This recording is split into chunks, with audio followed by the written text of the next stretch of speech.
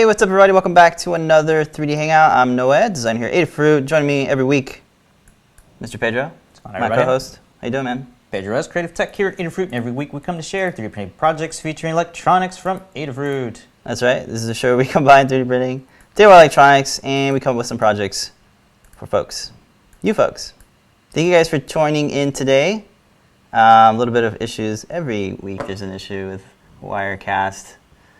Internet problems. Anyway, we're getting through it. Today's coupon code is POKECASE. POKECASE. It is a POKECASE over here and all around the world.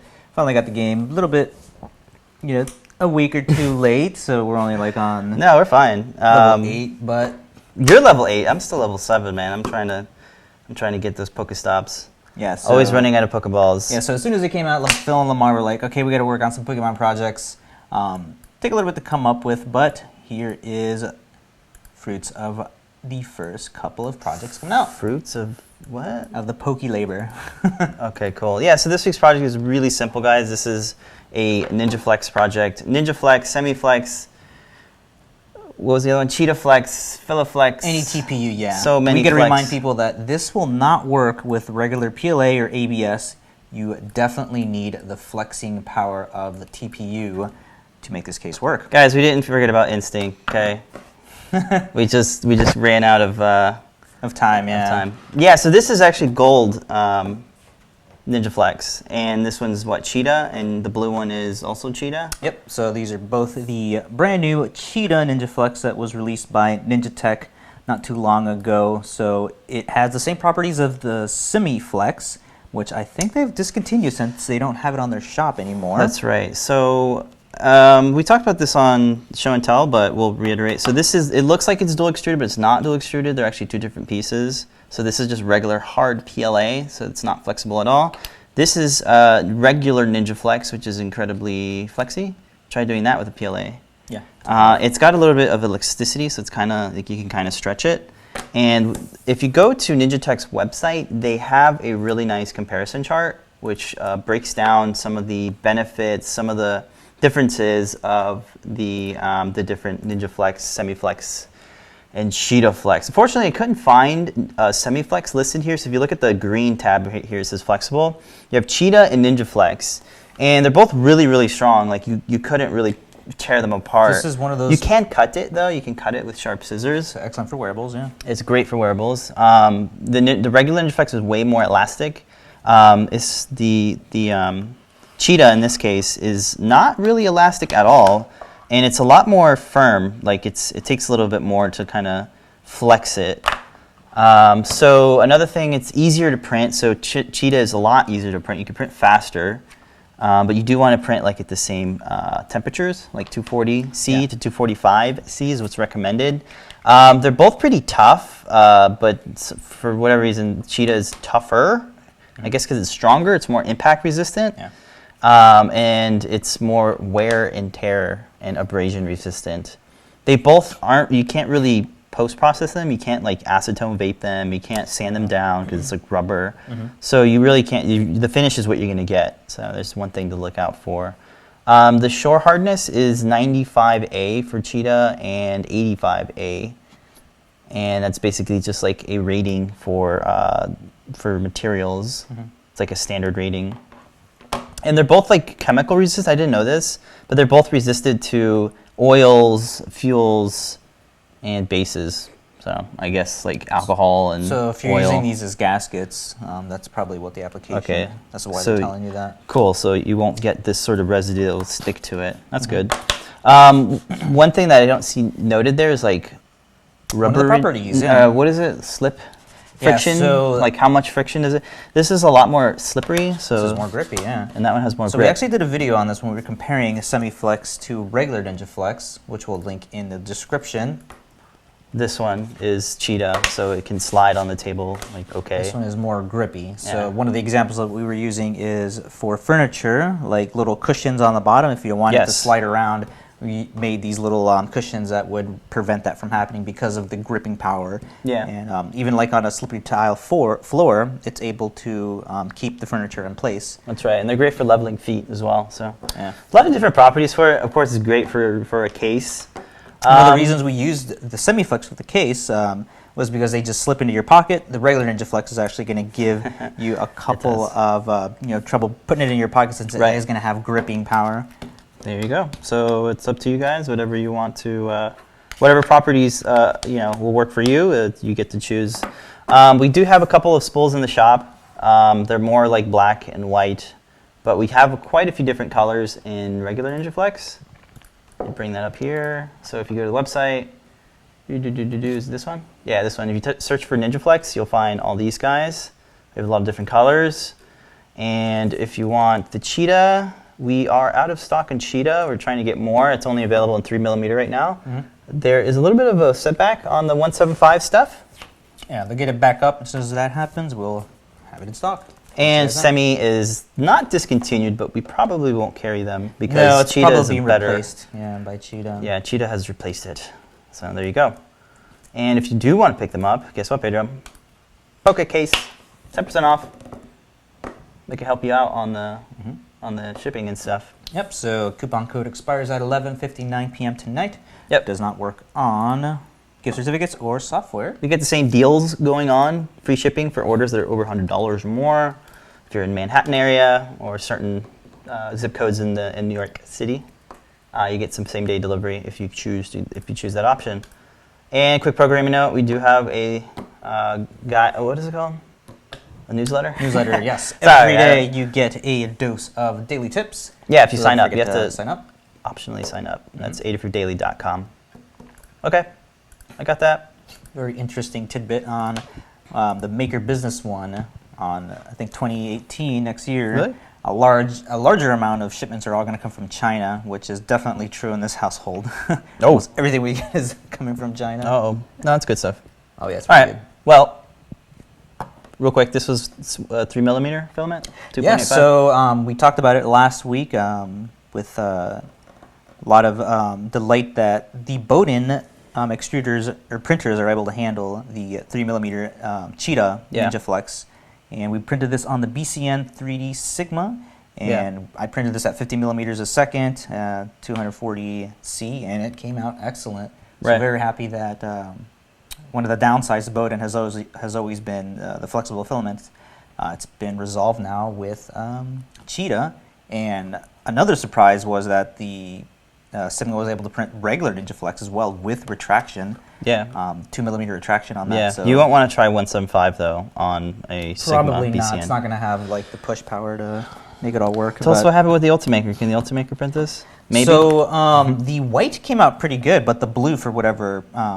The white what? The white Cheetah Ninjaflex came out good when we were testing that out. The blue, on the other hand, I don't know why.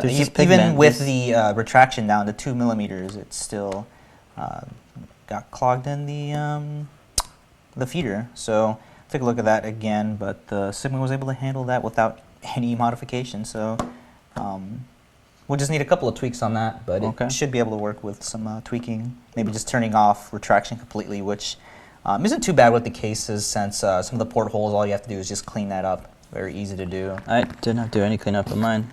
Surprisingly. So this one was actually printed on the Replicator 2, I believe? Yeah, and this was on the FlashForge, which is basically the same machine. It really is.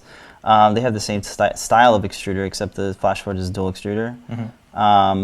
These were printed on blue painter's tape, and it sticks too well to what do you call it? Printed Z, or maybe even the other stuff too with the build tack. It'll probably stick too well. So you do want to be wary of your print surface. Definitely use Pedro's using glass on both the Ultimaker and the Sigma, and it just prints beautifully on glass. You get that really nice shiny look. You see that reflectiveness there. Mine does not have that. And mine has that matted look to it because it's painter's tape. So another tip would be nice to print the little white parts in the glow material. Glow in the dark would look cool. Yeah. So another thing is heated bed. These were non-heated bed. No heated bed. You don't need a heated bed. If you do, on glass, you definitely do want a heated bed on your glass plate. 65C on that one. I think you have a quick walkthrough of setting up the sketches. Yeah. So if you guys look at the thing, if you guys look at the guide, so we have a guide every week on our projects. You check it out here. just learn.adafruit.com / what is it called? Pokemon iPhone case.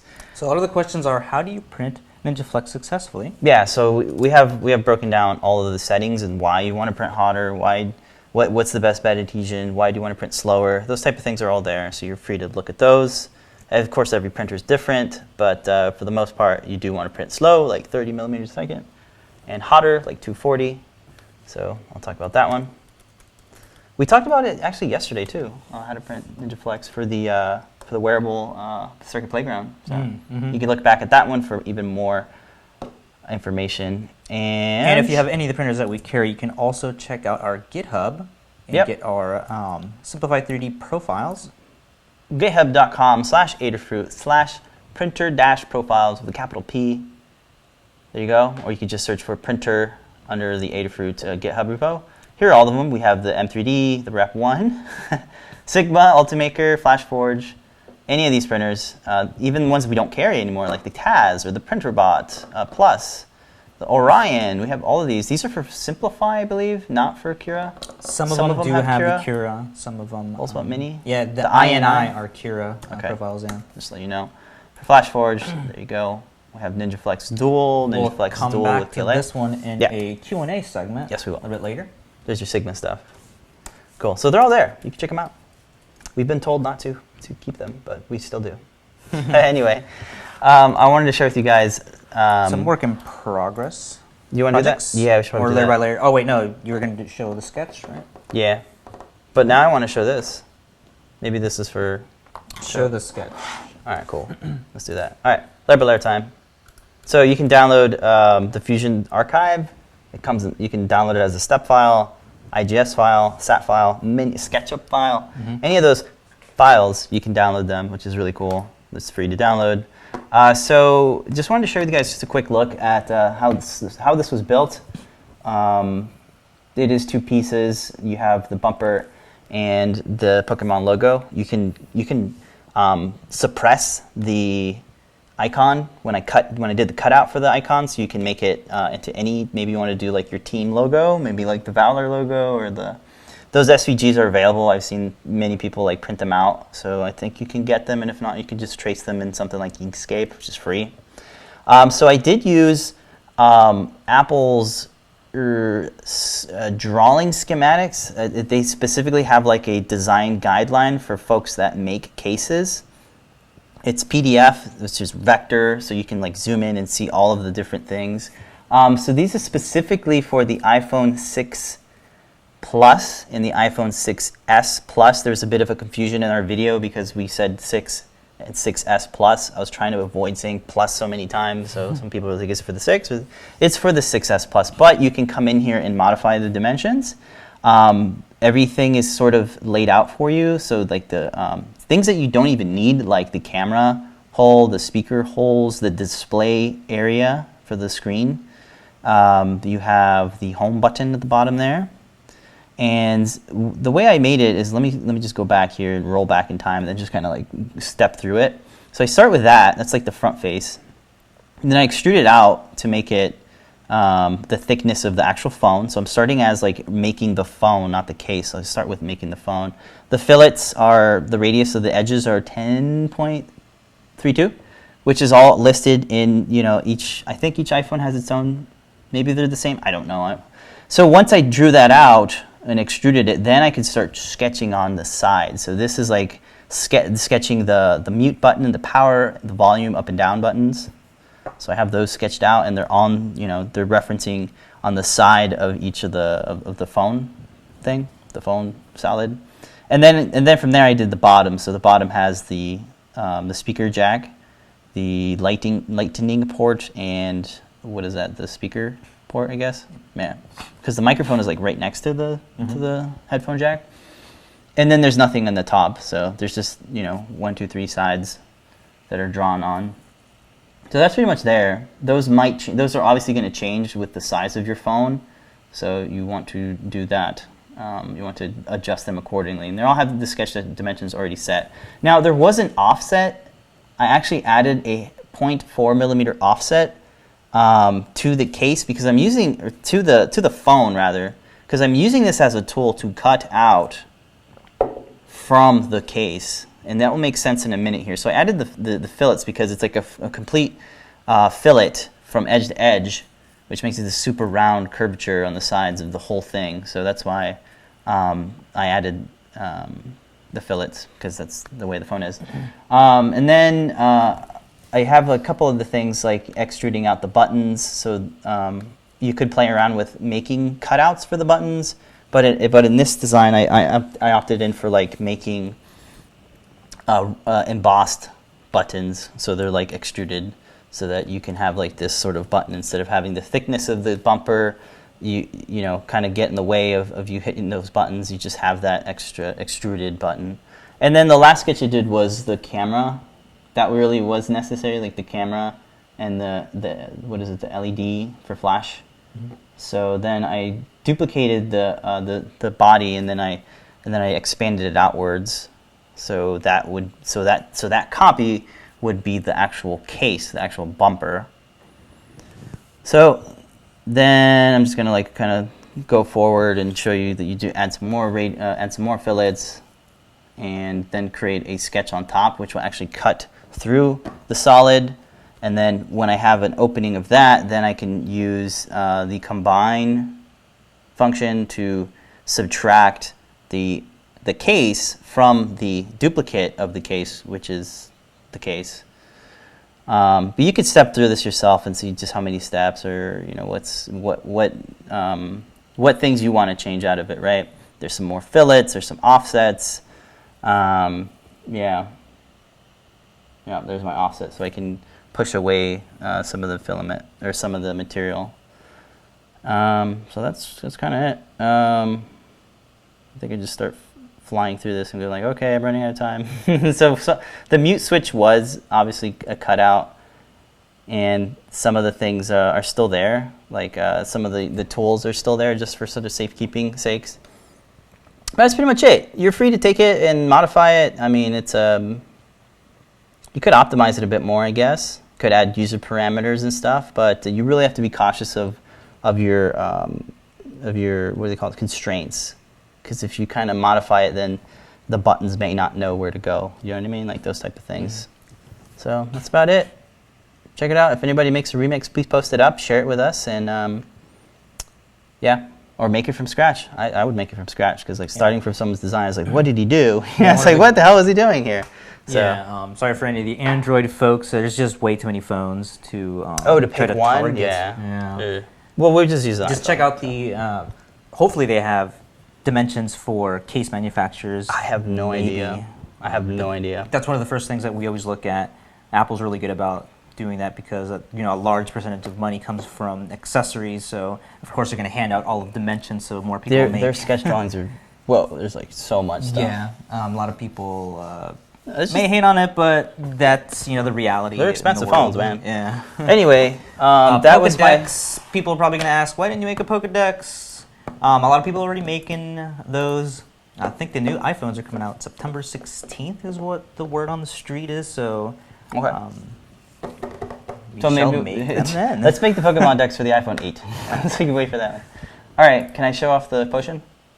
Yes. So we've been doing some charging projects. This is a Pokemon potion. This is 3D printed in some purple lilac and some gray, cool gray. Mm-hmm. But what's inside the potion is a 2200 milliamp battery. These are really nice batteries. They're specifically, Lamar specifically picked these for like Raspberry Pi projects. So you're going to get a clean amp out of this with no noise. So the voltage will sort of stay consistent throughout the whole lifespan of the battery. 2200 milliamps. It has a built-in charger, so you can charge it from that port there. And this can work on your Raspberry Pi, your iPhone, your Android, whatever's. So we were going to make this like a glowy case, and we were like, what can we do with it? So we spent a little bit. Pedro we wanted to put a clip on it, add some LEDs to it to make it light up. Mm-hmm. And then as we started playing the game, we realized, man, this would look really cool as a potion. So the potion piece has a clip, so you can clip it on your persons. And this is just for like aesthetic purposes. Nothing really happens here. And then we just have a big cutout for that there. I put it in backwards, but whatever. It's probably like this. The cool thing is that to light it up, on the bottom of it, we made our own custom PCB using the other mill, and these are 10 millimeter LEDs, which are super bright. This is a LiPo battery. It's a 150 amp LiPo battery, which fits on the top there. And then we have a surface mounted JST connector and a little breadboard friendly slide switch. So when you switch it on, it's incredibly bright. The diffusion on the lilac purple isn't that great. It's got a little bit of hot spots, but we could modify it so we have more LEDs on these sides to sort of fill it up. It looks really nice in the dark, but right now it doesn't look too great. So what we did was we printed it in, we printed it in white, and this looks amazing in white. So this is it's actually just, like, super natural glowy. PLA. Natural PLA from Print and Z. Print and Z, yeah, we already carry this in the shop. Yeah. So a couple of months ago, Lamar had gotten a tip on some new PLA that was supposedly a light diffusion PLA, if you roll the video on that. Yeah, so what is this stuff? This is from Echo 3D Filament. Yeah, so they're Guys heard of claiming this? to have light diffusion properties inside the PLA. So we went out, picked it up for this project, and this stuff comes from Russia, I believe. There was a local distributor. That's from Russia. There's a local distributor here in, I think, Michigan that we got this from. We wanted to check it out. It looks nothing special about it. It looks just like natural PLA upon closer inspection. So we got the 175 millimeter one, and of course we used the BCN 3D Sigma using 175 because it works perfectly on there. And it printed just like, you know, nothing unusual about it, just normal PLA. It's just regular PLA, nothing special in it, right? Yeah. Printed at 60 millimeters a second. No infill, so the light diffusion would work a little bit more better there with no obstructions of any infill in there. And we did some tests. Yep. So we This purple lilac PLA. Purple lilac PLA to see how it would diffuse on that. And as you can see, there's a little bit of hot spots. Yeah. It's going to be alleviated by adding more LEDs.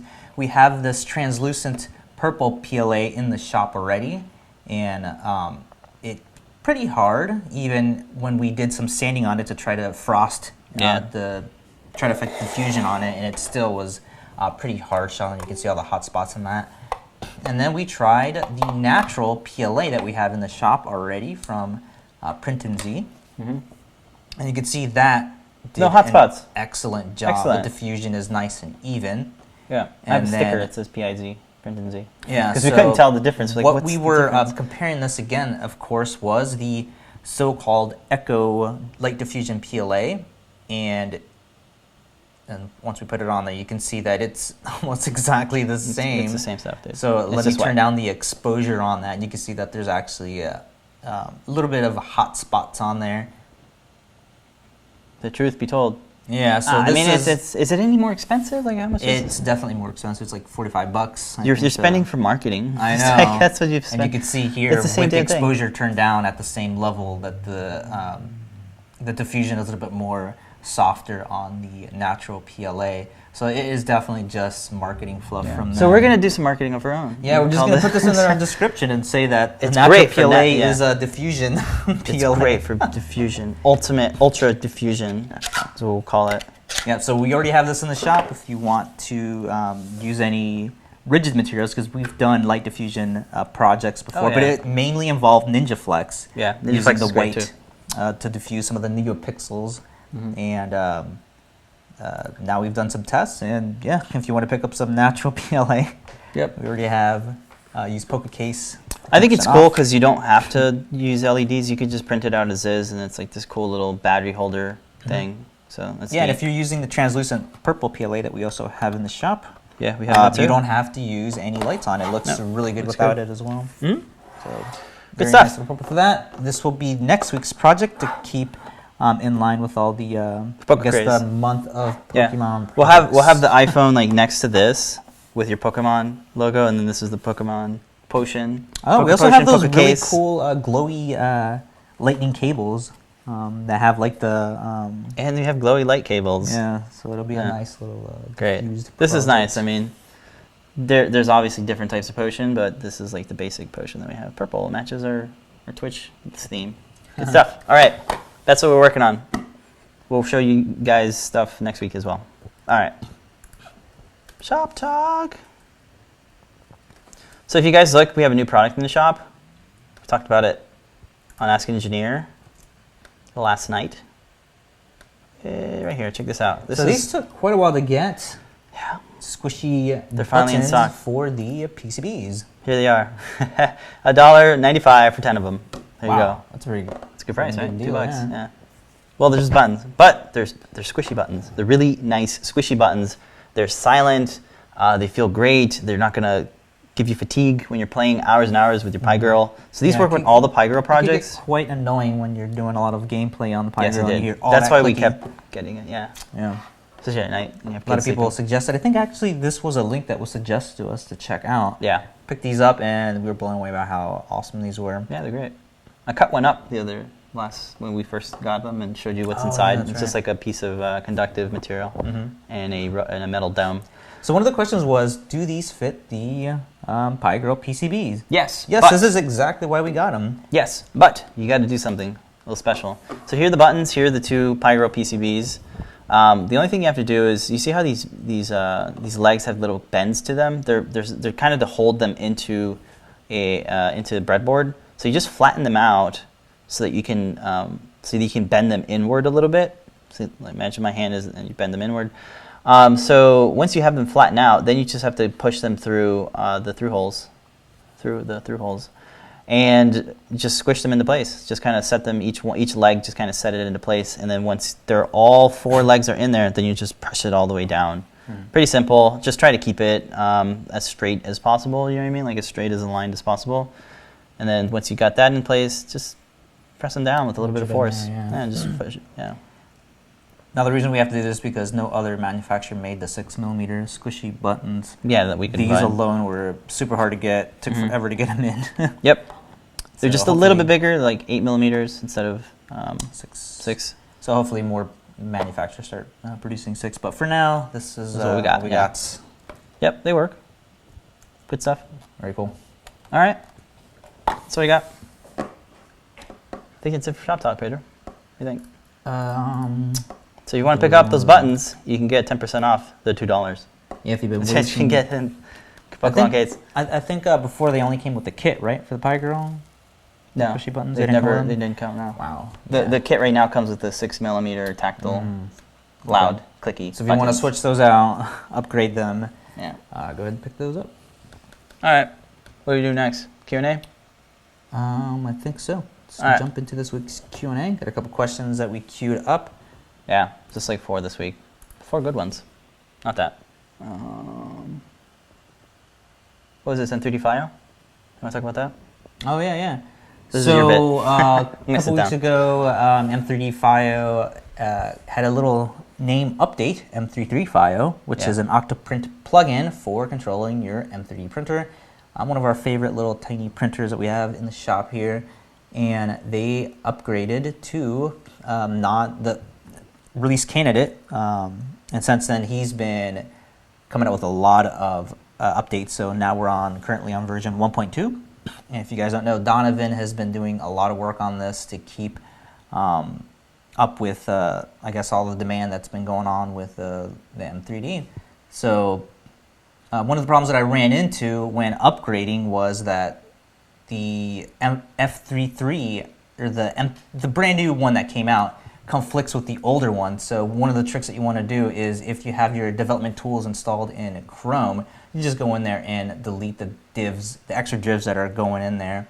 So I think it comes by default, or you have to activate it, you were saying? The development tools for Chrome? Sure, yeah. So if there's any instances where you're having like troubles with a website where it's like completely messed up, you can go in there and Just and delete edit. elements. Yeah, you can just delete the elements inside there. So that's what I'm showing there, because before you weren't able to go in there and actually get into the plugin. Could you just deactivate the plugin? So that's exactly what it was, but I couldn't get to that That's without a doing this big before. button, the big arrow. I know there's some CSS issues with having multiple plugins at the same time. So Why did you have 2 plugins? because he updated the name of it, and I guess it wasn't smart enough to delete the other one. So that's all you have to do, just go in there, deactivate it, and then delete the old FIO plugin, yeah. And just keep the So what's the good one? V3. M3D? That's Yep, the good one? That is the updated one, and he added a lot of updates to this. So we connect there. And we plug-in took fatigue, man. There's like... I know. So if many you go into the plugins. controls, now you have access to turning on the LEDs, turning them off. You have multiple fans. There are a lot of people in the community have been adding heated build plates. So you can have that. Oh, wow. It has more awareness of where the frames are. So if you try to home while you're too close, The enclosure? the enclosure of the frames, yeah, so it won't bump into anything. Okay, cool. So a lot of really good updates if you are using an M3D. This is definitely essential to get. Yeah. OctoPrint with M3D FIO. Okay, OctoPrint just got an update as well, guys, this Yeah. morning. So check it out. There it is. It's 1.2.14. Just a lot of little bug fixes here and there. I think there's like a progress. You can read the whole what do you call it, change log here on the website. Here's some GIFs. Yep. There you go. Good stuff. A lot of cool things under the hood that are being optimized. So Great. Definitely support Gina if My OctoPrint Patreon. is something that you use on the daily. Yep. Check it out. She does a weekly hangout. Okay, with Patrons. All right, now that's the end of Shop Talk. I just mistakenly clicked on that, Pedro. I think next we could talk about the push and the Yeah. PCB. Okay. All right, we'll answer your questions live here in just a minute. But first, we got some queued up ones from, is it this one? Yeah, it's this big green thing. Give me a moment.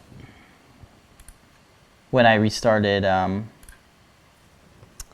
Wirecast, it decided to mess up. All right, so Brian's in the house. He's saying he's got some questions.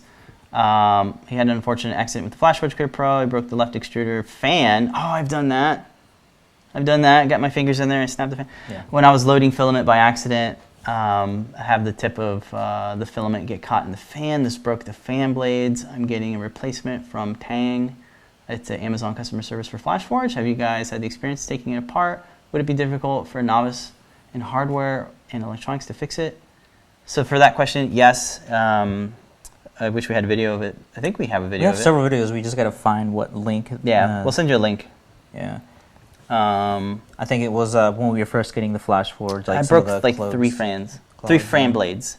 The exact same reason for filament and my fingers like getting in there. Yeah, it's mostly the hex wrench you're trying to get in there Yeah. to remove it. So that's why fan guards are pretty nice. There's several fan guards you can download and print. Yeah, I would say turn off the printer first, but sometimes you need to have it heated up Yeah. to remove a clog. So Yeah.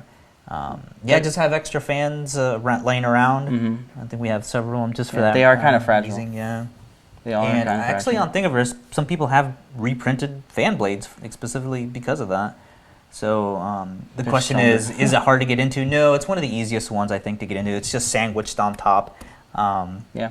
Right behind it is the heat sink, and it's just could be a little tricky to get the standoffs back in there. That's Really? the only tricky part. Yeah. Okay. You just align them properly, and once you do it the first time, it's super easy to get back I think in you there. could look on YouTube at some people uploaded videos. Yeah, we'll link to it too. We have one too. It's not too bad. Okay. So All right. Next question is: General he's having some issues with the U shield and Simplified 3D for making the dual extruded print. oh, he actually sent us some photos of what Yeah. that looks like. So here's the D20. It's a dual extruded D20. It looks bigger, doesn't it? I think you made it bigger. And then here is the U shield. Looks. That's what U shields look like. No. So what do we have for this one? So Got what some is this? Just video. some videos of it? What, printing? Yeah, so it looks like you did use the contour option for making your U shield. The only other difference is that I changed on it was making sure that I had two outlines for this. Oh, so it's two shells? Yeah, so Okay. it's two outlines, two shells for specifically for the U shield. I don't know how to. I guess I can't. You hit next or what? Yeah, I guess Yeah. that's how you do it. Yeah, so the temperature also, I dropped it down to 190 for both extruders since both of them are heated up. I figured that heat exchange is going to happen, so you don't need to have it that hot. We're just using regular PLA here. Why is it so close to the, like, you can have a further distance apart? Yeah, the distance is 4 millimeters from the part. Yeah, it's like really It's close. because it's hugging it. You know, when you have a contour, it's hugging around the object. So you had to cut it? I had to cut it off because you know, it's closing it off on there. It's getting pretty close, so the retraction for it would not be too long or too far away. And this is what ours looked like. Huh. So it actually looks not. It looks pretty good without before having to, you know, really go in there and clean it up. All right. So what we want to do is show you some settings. Some of the settings that we have in Simplify 3D for this. Right. So maybe the extrusion multiplier, make sure that it's at 0.9. It looks like maybe it might have extruded too much. Retraction was only set to 1 millimeter. Retraction speed at 20. And here's what I was talking about: the contour for the type of the shield. The shape. The speed multiplier was shot down to 50, and I used 2 outlines with a 4 millimeter offset from the part. And then again, the temperature, I dropped that down to 190 for PLA. I believe it said 240 in there because I was on Ninjaflex. If you can see all the way up there on the top left, this is the Ninjaflex settings for that. So yeah, try dropping it down to 190. Extrusion. Extrusion multiplier, make sure that that's at 0.9, so it's not over extruding. And I think that's the only... what about speed? The speed on this, do I go to speed? Yeah. What is it, 90, Actually, I think I 60? dropped it down to like 40 millimeters a second. It's not what it says there. Oh. All right. So again, if you want to take a look at the profiles that we used for this, you can grab these on our GitHub. Yep. This one. So it's under FlashForge. Which one would you pick? Flash Dual? I would do the Flash Dual. That should be for both PLA. All right. It's just XML, guys. So yeah, if you're using Cure or anything else, you can just look at what the settings are. Really easy to read. It's pretty easy to read it. Yeah. You can just hit find text and type in what setting you're looking for. Yeah. It's going to be defaulted to your Ninjaflex though. You can see here 240. So that's why we tell multiple. It has multiple cool. drop downs for Okay, the materials. perfect. Yeah, so you just set it to PLA and it should change it. Yeah, that's one great thing about Simplify. So there you go. And if it doesn't, just remember drop it down to 190 is what I used. Okay. Do you have any other ones too? You have a dual for I have Ninjaflex? I have dual Ninjaflex. We have PLA in Ninjaflex. We have just for the left extruder. So all the profiles that we use for all of our projects are always listed on printer profiles. We try to keep them up to date. Yeah, just in case something happens, we ourselves will have copies of those to use again. And like you were saying before, we have every single printer that we've ever stocked, that we've ever used. We put those up there because we do a butt ton of testing on these before they ever go into the shop. Yep. So you can check those out. This isn't even the shop yet. There it is. Yep, already ready to go. Yep, good stuff. And all right, hopefully that helps you out. Sigma one has the 175 built in right into the drop down, so it'll work for 285 and 175 already. Awesome. All right, So we'll try that out, Brian. Let us know how it goes. All right. Next question is asking, he's basically asking if we have uploaded, oh yeah, so for PiGRRL, the PiGRRL 3, or sorry, PiGRRL 2 with using a Raspberry Pi 3, he's basically asking, did we end up uploading that image to the guide? We have not, because we've encountered a couple of different glitches with it. There are some weird oddities with frame buffer tools.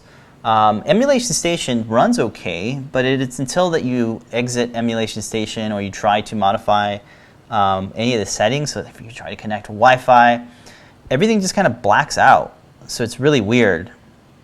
A couple of folks have had this issue and they posted up on the forums as well. So that's why we haven't uploaded the image, because there's some weird oddities with frame buffer tools. Maybe it'll get updated. Fingers crossed, but I wouldn't recommend using the Pi 3 unless you know some workarounds, like some manual workarounds for getting your settings without the Pi TFT. Yeah, so I would stick with Pi 2. Unfortunate, but that's what it is. Next question is, oh cool, so this was the Milling Monday video, And Tom is asking, is what pre-knowledge is required to operate this machine? It's the other mill from other machine. Is it complicated to tell the machine what to do? So the cool thing about other mill is that it comes with other planner, which is their G-code interpreter.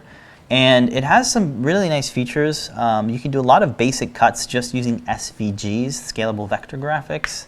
And that's how I did all of my stuff for the most part. That's how I did like milling an iPhone, milling, all the beginner milling stuff. I used their SVG import stuff, and you just tell it what tools. There's a lot of safety features baked into other plan, and it works really well. So once you want to do some more complicated milling, that's when you have to sort of learn Fusion 360. There's a lot of tutorials out there. Maybe not a lot of tutorials, but there are certain tutorials out there. I'm working on my own set of tutorials, and I specifically have one for this project to show you guys how, I guess how involved it is, what you got to look out for setting up. It took me 14 minutes to set this up in Cam Tools, not to model it, but just to set up the tools. The paths, the paths and the tool bits, and simulating to make sure you don't have any tool collisions and things. So you can operate it though, like I was saying, just as a way to cut simple shapes out. But as soon as you want to do some more like complicated geometries, then you do want to learn some Cam Tools. But there's some things out there that you can take a look at. Other Mill also has some tutorials specifically on Fusion 360 with Cam Tools. So yeah. There's a little, but as far as pre-knowledge, I knew nothing about milling when I first got the other mill. I mainly got it for milling PCBs. And milling PCBs is even easier. You just make a design in Eagle or KiCad and bring it into other planner, and it'll just tell you what to do. So yeah, there you go. All right. Next one's from James. We basically saying that is PCB for the PiGRRL, like the regular PiGRRL. PiGRRL 1, I guess we call it. This one uses the SNES controller, like hacks it up, exposes some traces, cuts some wires. He's saying that his SNES controller looks different from the one in the guide and the one in the video. Yeah, we had the same. Manufacturers are different. They had a different layout. So processes change, vendors change every single time. That's just the world of hardware. We'll get one sort of thing that is that we use for the tutorial, then immediately after we publish the tutorial, all the parts for that have been somehow updated, or they don't fit. Yeah, something doesn't fit, or like, even with the printers, like the printer bot is actually notorious for this. We'll get like a demo unit in, or even something that we already have in the shop, and then immediately the hardware gets updated, which is not bad. They try to iterate on that as fast as they can, but this is just the world of hardware. Yeah. But you can just follow the traces and sort of, figure it out, I guess. Because I mean, we do have. I've done the same thing where I gotten two SNES controllers from the shop on the same day, and they're both different. Yeah. It's just it happens. The supplier has different vendors, right? Yeah. So that happens. Either that, or the vendor themselves changed the process on it for that different, making it easier to manufacture. Just follow the traces and you'll be able to make it out. They're really easy to follow the traces. So that's my tip. All right, that's it for the candid for the queued up questions.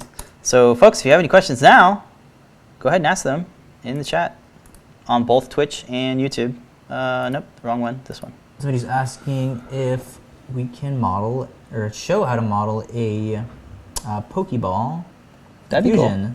Yeah, Ultra Ball. I would like to do that with an LED button.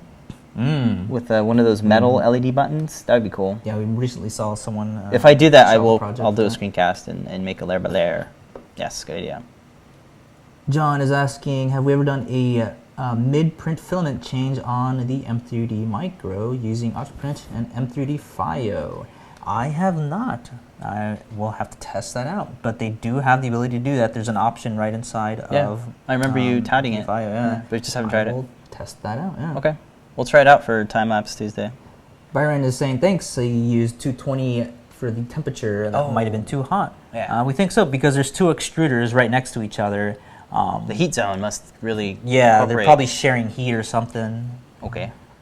So go ahead and try that out. Alex is asking, why do we use Fusion 360 over SketchUp? Oh, that's well, I'm coming from the 123D design software from Autodesk, and moving over was a lot easier. There was like just figuring out where the menus were. That was the only difference. So SketchUp is I don't know, I don't know. I just haven't had any experience with SketchUp. It's definitely different. So there's my reason. I just stuck with. I went from Tinkercad to 123D and then to Fusion. Pedro went from Maya to Tinkercad to 123D to Fusion.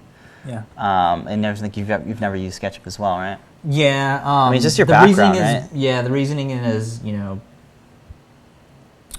how do I say this nicely? Like, What? I trust a company whose entire business is on modeling software over a company. There's lots of reasons. I mean, you went to It was a college search company, for digital media, so they Yeah, I'm coming from an animation background, taught, so you know, Maya 3DX and Maya. yeah. So there you go.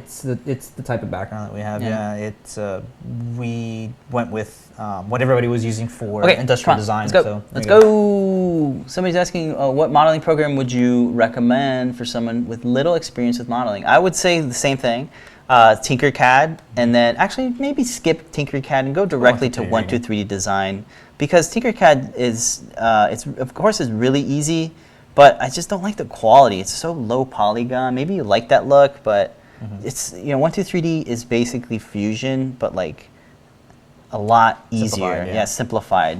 And then once your projects get bigger, once you start having more components and you need to have all that multiple, into Fusion, yes, you can import that into Fusion, and that's kind of one of the reasons why we switched, because our projects were getting really heavy and they had a lot of solids. So we needed something that had more power to it.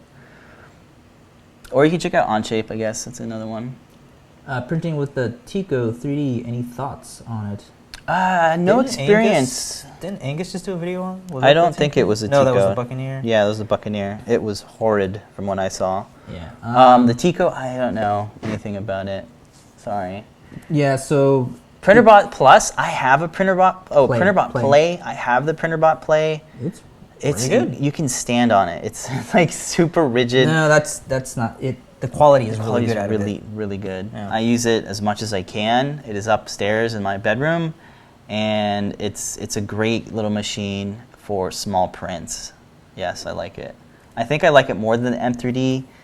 It is more pricier than. Is it more pricier than M3D? When it comes to shipping, it probably is. Yeah, That thing is heavy. It's made out of metal. It's faster. And yes, it's faster. the one thing I don't know, but it might work, is a flexible material. I think it might work. The Cheetah might work on it. Yeah. We'll try that out. Yeah. The new all metal extruder and hot end upgrade that you can get for it. When I should first work a lot got it, better. we did a nice sort of quick review on the PrinterBot Play, and great. I recommend it if you got the budget for it. Yeah, it's a great little printer. Yeah. Apple Baby's Mac was asking recommendation on the M3D.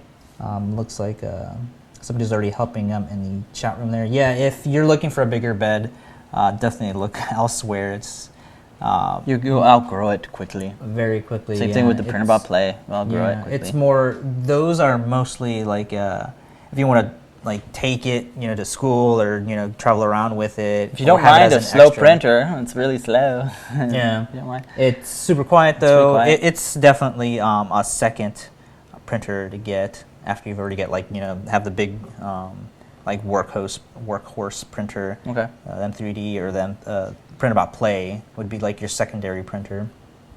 All right. Yes, people want the LED button Pokeball.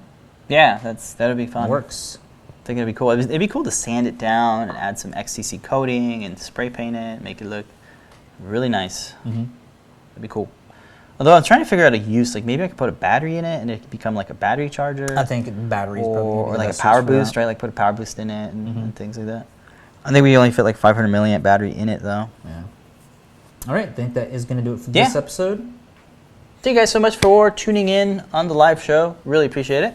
Again, guys, don't forget, if you do want to pick up some filament or some electronics, POKECASE will get you 10% off your order. Check out. It's good for all the things, except for gift certificates and software. We sell software. We sell software. AutoCAD. Auto Eagle. EagleCAD. EagleCAD. Okay. Well, that's it for us, guys. We're gonna get back to some 3D printing and some modeling and some taking photos of such things. Lunch first. Yeah, I'm getting hungry. I think we're going to the beach to go eat. We'll go to the beach. Yeah. I don't want to, man. It's too hot. There's shade. All right, Yeah, guys. See you next week. We will. Let us know if we should go to the beach. No, I'm just kidding. It's just for lunch. Anyway, I mean, we're in Florida, so we get that. Thank you guys again so much for watching. Good luck with all of your makery projects. We'll see you here next week. But until then, remember to keep on making. See you guys. Bye, everybody.